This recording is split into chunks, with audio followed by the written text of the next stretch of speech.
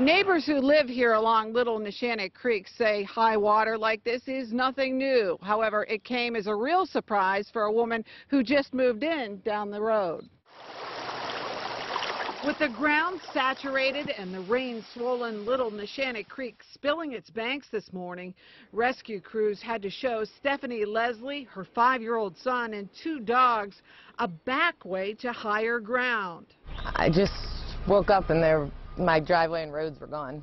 There's no exit. Dave Kendall and his family stayed as long as they could. He's lived here in Wilmington Township for 57 years and cleaned up after a lot of flooding.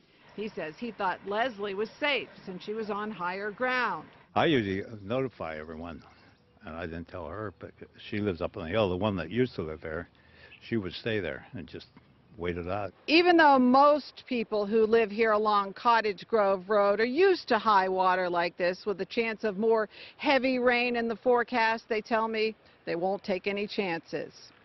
Along the Little Neshannock Creek, Laurie Penco, Pittsburgh's Action News 4.